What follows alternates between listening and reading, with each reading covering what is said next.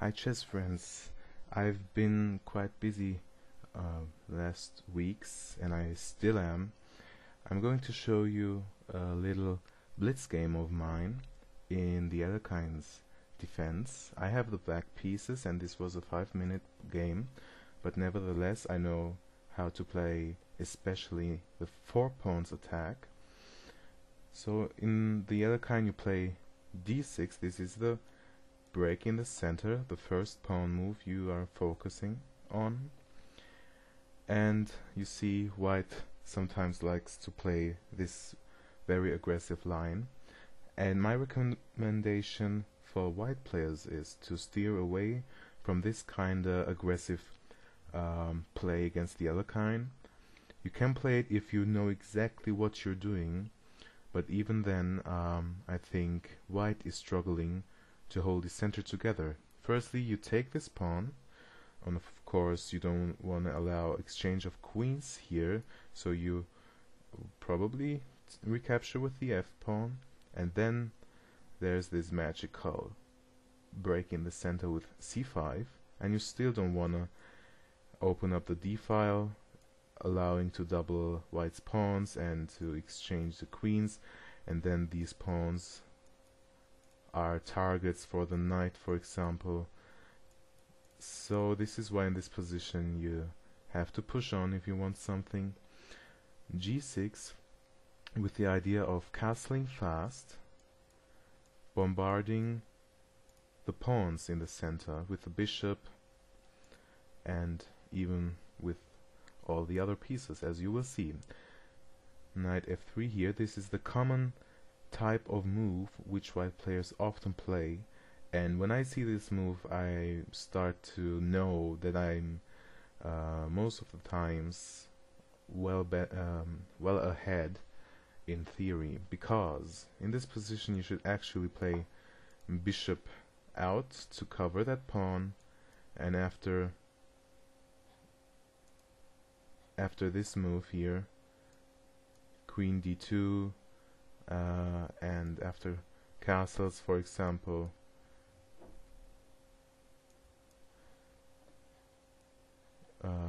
knight out and castling long here. This is standard, but most of white players don't know that. So knight f3 looks very natural, bishop out, and I firstly castle. I don't play bishop out here before I castle. I firstly castle. We'll say h3 here to prevent this very important bishop move, then e6 immediately, and after d6, f6. This is the key move. That looks weakening, but it's not so. These pawns are targets. Okay, but most of white players, instead of h3, play castles here, as in the game, and I immediately pin this knight, which is a defender of e5, so I'm focusing my pressure in the center. Rook e1 to cover it once more.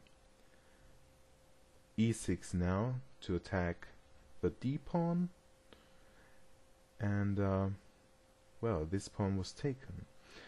If d6, then knight c6, and now you see 2 pieces are attacking this pawn, and effectively only 1 piece is defending it. The next move would be knight here, and the knight would be the 3rd piece to attack this pawn. It's very difficult for white to keep this pawn center intact. So let's go back. He took, and here are 2 ways in which you can take. The engine likes pawn takes pawn, and after that white is really worse. It's actually objectively in losing position for white. Let's look at, for example, bishop e4, attacking the pawn over defending f3. Then we can exchange queens, knight out, and if this pawn is taken, we get a Zwischenzug. Well, this pawn was attacked, so bishop a6. Then we can take this knight off, loosen white's pawns. We can take on e5, and after, say, f4, this is a computer suggestion, we can take this knight c3, rooks in the center, and this doesn't look that bad for white, does it? But you see, knight takes b2 is one of the resources black has, and then rook d2 attacking the defender of the knight, so we're regaining the piece, and even more so material.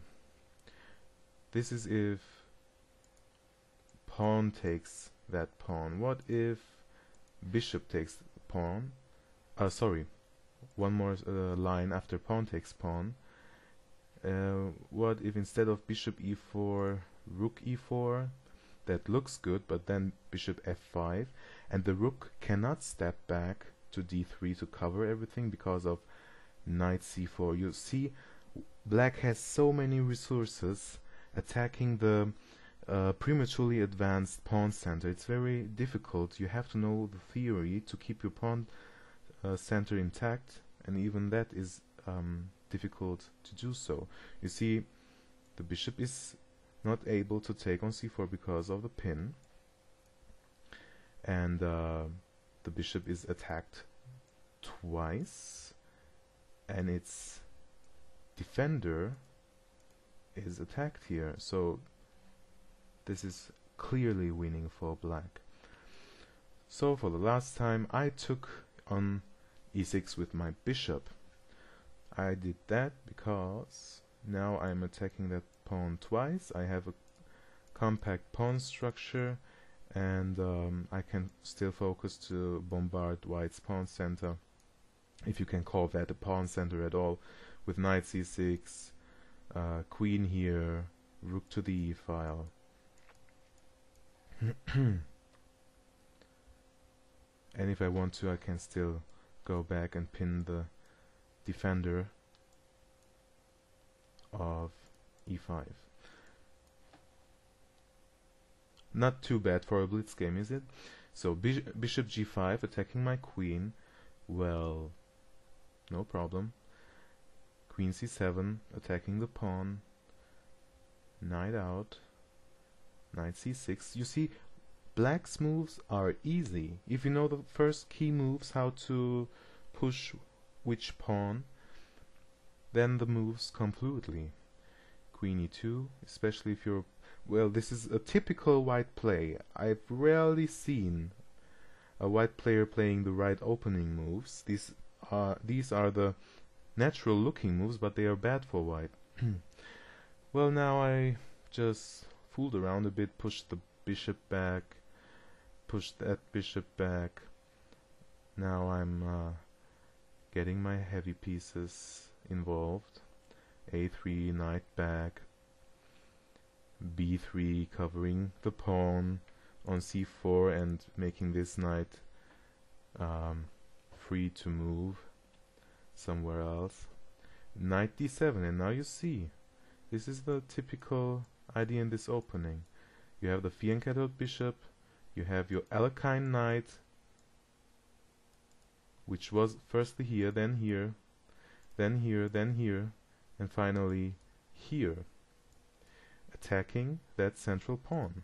Well, this is why I like this opening. I know from the first move, especially in such aggressive tries by white, what to do, and I like to play in that fashion. Bishop c2, rook f e8 with the intention to play bishop g4, pinning again the defender of the e-pawn and attacking the pawn with my rook for the last time. So almost every piece is contributing to the attack of the e-pawn after bishop g4, even this bishop, by hindering this knight from defending, besides this rook here. I like really such positional openings where you know how to put your pieces. Rook a d1, and now I am free to move my bishop here where I intended it to.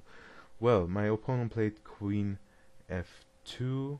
What if h3?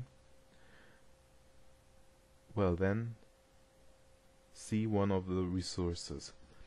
Black attacks everything, and queen d4 to keep in touch with the attacked bishop, but that would lead run into bishop f5, and if e6 to counterattack black's queen, you can just step aside, and this check here isn't dangerous. There's nothing for white. If check, bishop here, queen must move back. Then we can take this h-pawn with an attack against the queen. If check again, bishop back with just one pawn with this maneuver. This is just one of the variations. If white tried something here, we can now just liquidate white's bishop pair, and now see black's bishop pair is so strong that the queen has to go to the edge of the board here, defending b3, because this queen is pressurizing it. And now we can push white's pieces back, which is a good idea. And you see black is controlling most of the central squares, well, the important ones. And well, the engine suggests that this is winning. Okay, so that would be one line after h3 in this position. My opponent played queen f2, and now I just took this pawn, which is attacked enough times, and my opponent took this knight, and what I did was to take here.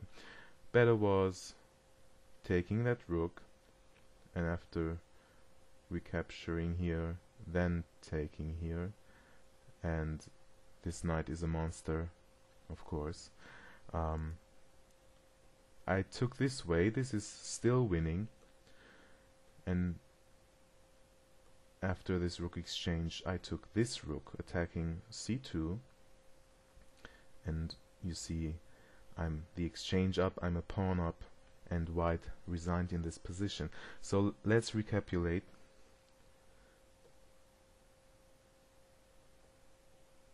You should play modestly against the Alekhine. Knight f3 here would still be a good move, and f4. I'm happy to play against f4, especially in blitz. c5 is here the key move. g6, and now this good looking knight move, which is immediately met by bishop g4 after black has castled. Rook e1, e6, the other key pawn move, and this was taken, not so good. And you see that I'm mobilizing my pieces against the e-pawn of white. You see, I'm really in charge here of when it comes to piece play. White's pieces are uncoordinated. This rook doesn't know what to do. Even if you play rook a2, you don't know how to get it involved quickly. Bishop c2, this is just a waiting move. I think there is no good suggestion for white in this position. Rook e8, rook d1, bishop g4, and from this point on I'm executing all, I'm releasing all my prepared pressure, and now I can just mop off and win the game. I hope you liked it, and sorry I let you down the last weeks. I'm really busy. I want you to commentate this. I want to know how you feel about the Alkine's defense. I want to know how you feel about the 4 points attack. This is how I play the opening. You can play it another way as well. I really want to know if you like this opening, if you like the instructions I give you, if you're playing it yourself, if you're having success in this line or in this opening. Please tell me. I want to know, really. Would be nice to know your thoughts. So see you in the next video. Thanks.